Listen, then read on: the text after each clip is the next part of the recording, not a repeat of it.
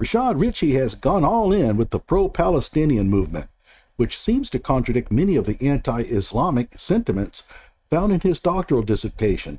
You know, the one he wrote for the Scofield Scaminary Institute, which he probably didn't even write. Never minding that, a Cornell Vice President has raised the hackles of the left. Rashad has aimed his misinformation howitzer at the debate and provided us ample fodder to shake our heads at his commentary. Hello out there. I am trying to get through. With cold, blunt analysis cradled in the warmth of reasoning, it's time for Johnny Walker Dredd to straighten you out on a thing or two. Emanating all the way from exciting Las Vegas, Oklahoma, it's time for the Johnny Walker Dredd Show. And away we go. Hell of a thing. Cornell University VP under fire. Why? Because he's okay with the KKK coming on the campus. You know, free speech and all. Rashad says he's okay. You gotta ask, what did the dude really say? We'll see. I got something to say. Put up the picture full of mass. Want to make sure you know exactly who made the statement. Obviously, Black students at Cornell and others are offended. Cornell University's Vice President of University Relations is under fire from a Black Student Alliance that says his unequivocal defense of free speech has endangered their safety.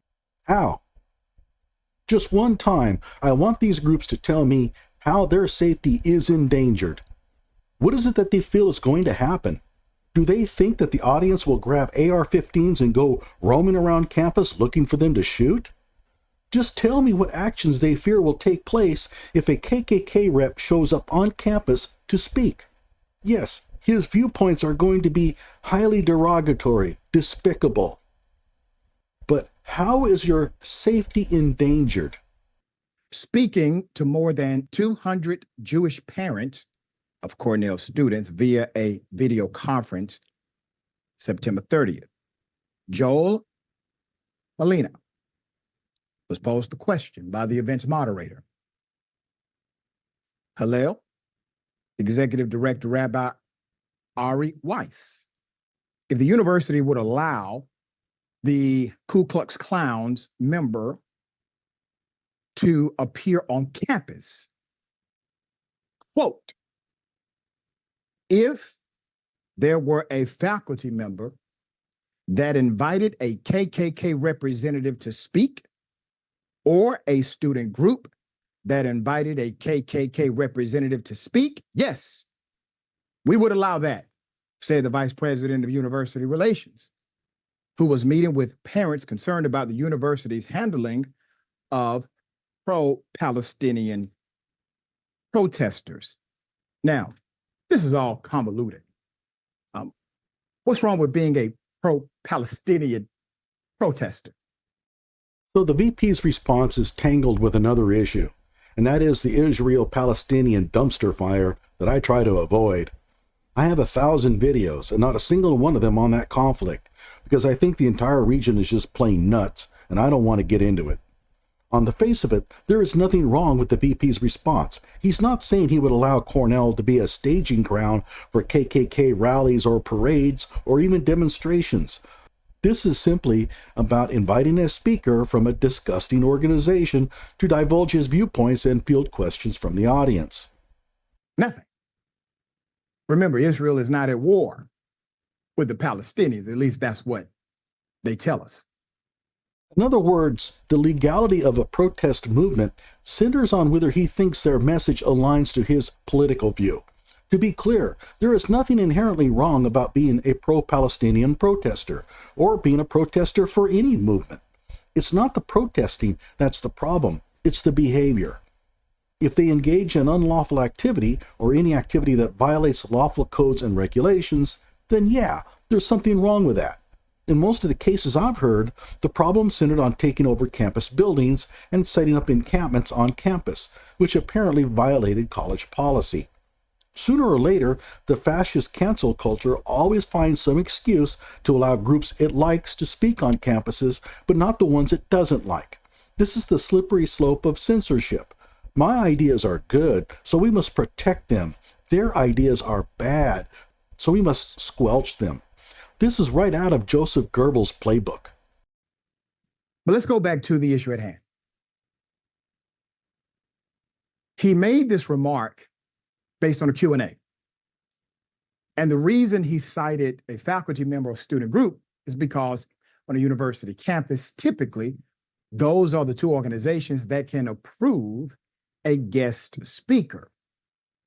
But here's the other side of the argument he decided not to say.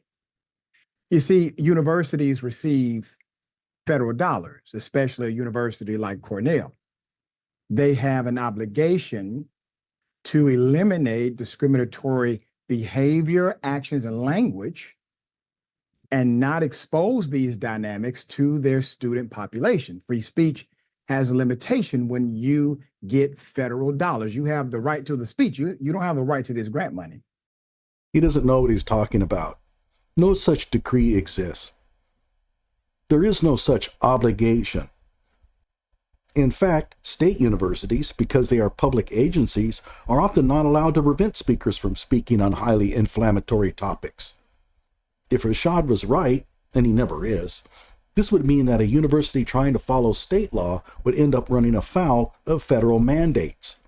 I've written probably 20 federal grants for colleges, and I can tell you that there is no such language. For kicks, I looked up the NSF's discrimination policies. And you'll note that all of it refers to hiring practices within the proposed program. There is nothing about the university hiring speakers who pose uncomfortable or disagreeable viewpoints. Just recently, and I'm talking about just a few weeks ago, the U.S. Department of Education has decided to dole out grant money to colleges based on their DEI hiring practices, which is a massive change in federal funding policies and will further destroy the quality of our colleges and universities. However, this has to do with employment practices, not the decision to have certain speakers on campuses. Stay tuned for more on this, and if you're sitting on the fence regarding Harris versus Trump, this could be the deciding push one way or the other. Keep in mind, Rashad is the same guy who opened his own university, a diploma mill, and he doesn't even seem to know the basics of free speech as it pertains to his own program. Now, if you violate fair, equitable practices, which, by the way, discrimination is one, hateful language is another.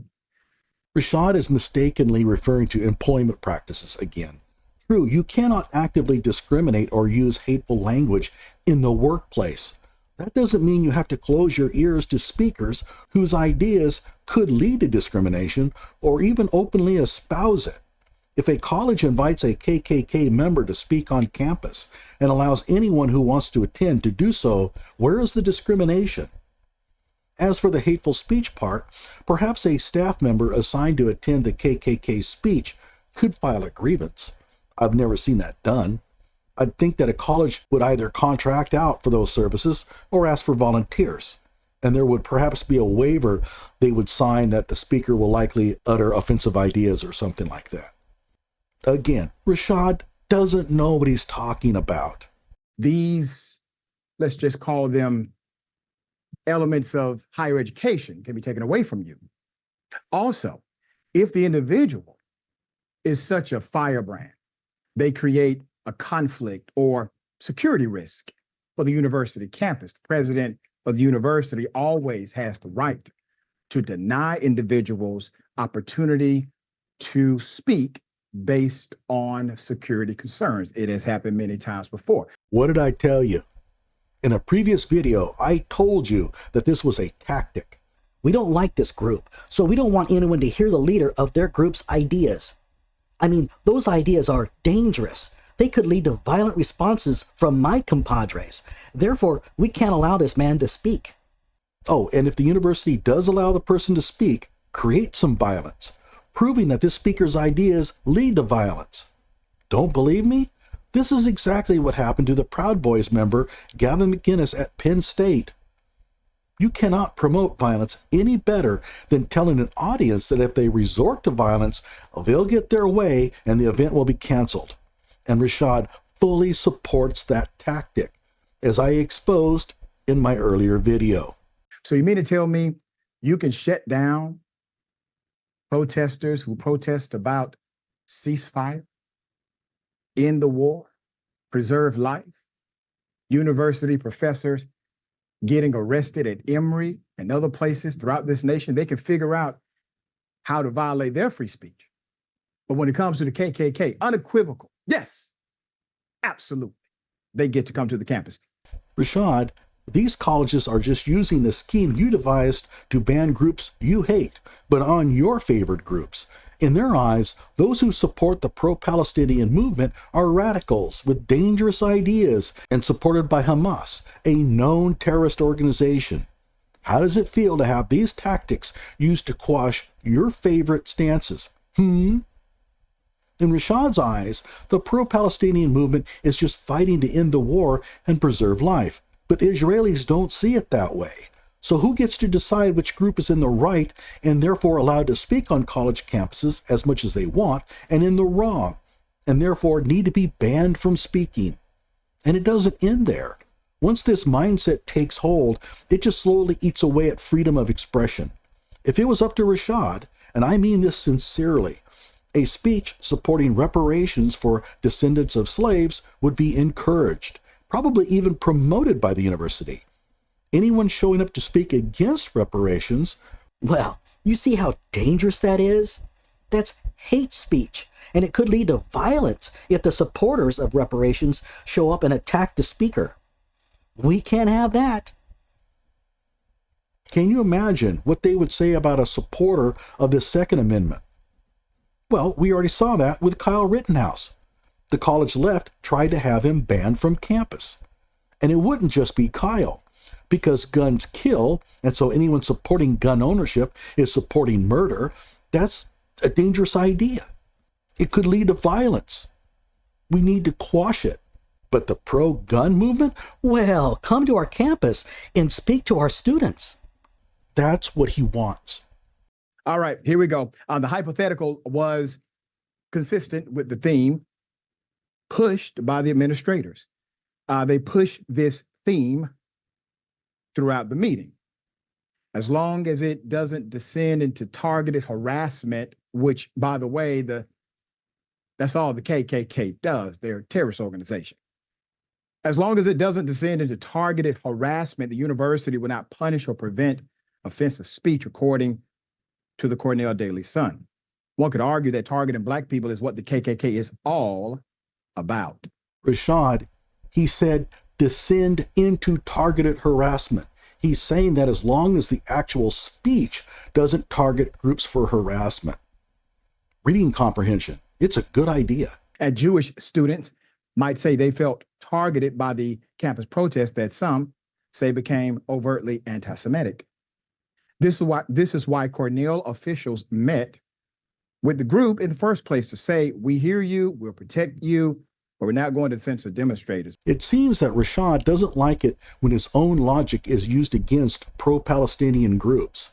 One could argue that targeting Jews is what these pro-Palestinian groups are all about. Let's go back. One could argue that targeting Black people is what the KKK is all about. Now try this. One could argue that targeting Jews is what these pro-Palestinian groups are all about. Do you see the danger in this? But as the KKK analogy shows, free speech can be an unwieldy concept. The Cornell Black Student Alliance heard it and concluded, quote, all students of color at Cornell under attack by the administration. We do not feel safe, seen, or heard. I want to make sure they know they are seen and heard here. As far as their safety, that's up to the campus security and the protocols therein. On Friday, about 180 students hit the streets demanding the dismissal of this vice president of university relations. They also urged administrators to overturn the suspension of international graduate student Mamadou Ta'al. Bargain with Cornell University Students United over the work conditions based upon Mamadou. The limit police surveillance at protest was another request, and revised the interim expressive activity policy, which spells out the university's caveat-laden free speech doctrine. Ta'al is from the United Kingdom, faces deportation after he was temporarily suspended for participating in a pro-Palestinian protest on September 18th. University officials said they were obligated to cancel his visa due to the suspension. It's unclear how much leverage the students might possess. The Atlanta Black Star never bothered to describe what Tal actually did, and that should always raise suspicions. I did some digging around, and apparently he was part of a group of students who shoved a police officer. Now, I don't know to what extent Tal played in that assault, but at least you have to be open to the possibility that Tal might deserve his deportation. The VP's remarks drew widespread condemnation, with organizations that range from Latin organizations to Native American organizations and even the South Asian Council, offering statements online rejecting the nearly absolutist stand on free speech from the VP. The policy gives Cornell officials some cover on recent controversies, including the reinstatement of a history professor, Russell Rickford, who celebrated Hamas, October 7, 2023, as exhilarating and energizing. I would bet that Rashad considers that speech okay in his book. Rickford spent much of the past year on a voluntary leave, but returned to the classroom last month after the furor of his comments died down. Okay. Cornell is promoted as a, smart university. You got smart people there. You have smart professors. Okay. You all over the place. Mm-hmm. And it's interesting that all of the student organizations seem to be, much more in the now. Yes. And understand leadership beyond that of those who actually are trained in the profession. The VP is actually correct. Those students complaining about the VP's comments, much like you, don't understand the First Amendment. You only think they're brilliant because they agree with you, and that's a pretty shoddy yardstick. Where their logic falls apart is when it's applied to groups that they favor themselves. At that point, they have to jerry-rig their ideology to meet this inconsistency. So what happens is that you end up with a tangled mess of policies. There's no anchor anymore. The law just changes according to the whim of the mob. But there is an anchor. We have the U.S. Constitution and the common law regarding what is allowed as free speech and what isn't. I don't agree with all of the language in the statutes or the rulings of case law, but them's the breaks. We just have to be adult enough to understand why some wicked organizations are allowed to express their ideas and deal with it. But Rashad's followers are unable to cope. They want their favorite groups to speak always, and they want to ban anyone whose viewpoints they find disagreeable. They won't admit that, but that's what they want. It's a hot damn mess, Francesca. What say you? I'm glad you're characterizing it as that, because that's how I read it too. It is a hot mess here. There's many different layers to this clearly callous and I think wrong remark from Molina. Whether his remark is wrong or not depends on university policy. The university policy either allows the KKK to be on campus or not. If it does, then he's right. Maybe he could have phrased it better or elaborated a little bit more, but ultimately it comes down to what does the university allow? Cornell is a private university, so its rules are going to be a little bit different than state universities. But still, you have to go into the rule book. That, yeah, the KKK would be allowed. The KKK, as you mentioned, is a terrorist organization. They should never be allowed anywhere near campus, right? Okay, so let's take a look at this. Bill Ayers is the former leader of the Weather Underground, a terrorist organization from the 1970s. He not only speaks on college campuses all the time, he even became a professor. Would a member of the Black Panthers be allowed to speak on campus? the Black Panthers were declared a terrorist organization by the FBI. In case you didn't know, 3 black males accused of murdering a prison guard and a judge were killed in a shootout during the trial. Guess who bought the guns for the attack? Black Panther member Angela Davis. She was even on the FBI's most wanted fugitive list. Is she allowed to speak on campus extolling Black Panther ideas? She's a freaking professor. Liberals don't mind terrorists speaking on college campuses at all, depending on whether their views align to leftist ideals. By the way, Davis was later found not guilty by an all-white jury. So much for that BLM myth. For the record, I have no issue with her becoming a professor. She was acquitted, after all, and therefore she is free to be treated just like any other citizen. I just wish that Kyle Rittenhouse's detractors held the same viewpoint. And what about a street gang like the Crips? If the leader of the Crips wants to speak on a college campus, colleges, especially leftist ones, would be lining up to bring him on board. In fact, a professor at Gonzaga University invited 2 current active gang members to speak to his class. And no, they were not former gang members talking about how they turned their life around. They were current gang members with no interest in leaving their criminal activity. I'll link the article in the description below. Do I have a problem with gang members speaking on campus? No, unless they try to coerce their audience into breaking the law, which is illegal. Now, if you want to talk about white nationalists or people who believe in white identitarianism, we can parse that in another frame. And, many universities have invited, white nationalists in varying degrees onto their campuses, right? Yep. So let's just put that aside. Notice that she didn't say whether she supported the rights of these white nationalists to engage in free speech, because she doesn't. She just can't admit to that because she knows it would undermine the basic tenets of free speech. So she sidesteps it. Let's put that aside. No, let's not put it aside. Tell us how you feel about that. I really want to know. I think the audience wanted to know. But you're not going to tell us, are you? But this whole thing was triggered by a very much a gotcha question from what I believe are bad faith, in this case, pro-Israel groups at Cornell, who are basically, this is what they do all the time, which is they liken Palestine protesters to KKK members.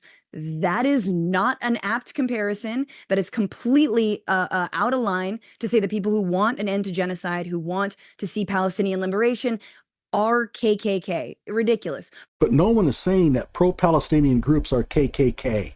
That's a straw man argument. They are saying that if you ban one group because they hold highly notorious, dangerous ideas, why don't you ban the other group? They are pointing out the hypocrisy in your own stance. But that's the question that was posed to him. And he fell into this trap in service of trying to defend Palestine protesters' right to free speech. He was like, yeah, and the KKK. Sounds like he was trying to apply university policy toward free speech in a consistent manner. Consistency. It's a good idea. Clearly didn't see that it was a gotcha question. And now he pissed off all sides. So ironically, he brought people together around at least hating him. But again, look, it's important to know Hillel is an organization that absolutely promotes a propagandistic view of Israel, one where Israel can do no wrong, is not committing the genocidal and war crimes that it is committing currently in Gaza.